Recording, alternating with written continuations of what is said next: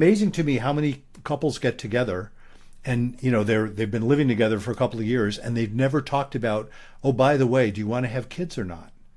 And then it turns out one of them does and the other doesn't. Mm-hmm. And by then they've built a life together and they're deeply in love with each other and they don't want to live without each other. And yet that's a classic deal breaker. You can't sort of have a kid. You either have a kid or you don't.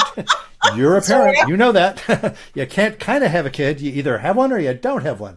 And that is, it's funny. I've even met, I mean, I haven't seen this much, but I've even met somebody years ago. Well, I've heard of this several times, actually, where it's usually the man who says to the woman, well, I don't really want to have kids, but if you want to have kids, go ahead, but I don't want to have to do much about it.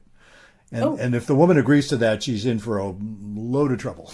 It does not work. Exactly.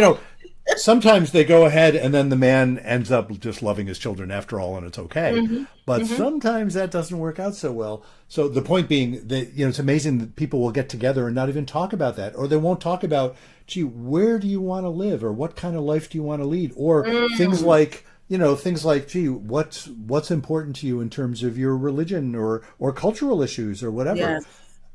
If they don't talk about that stuff, it's not that things can't be bridged, because they often can be. It takes a lot of courage to bridge gaps like that.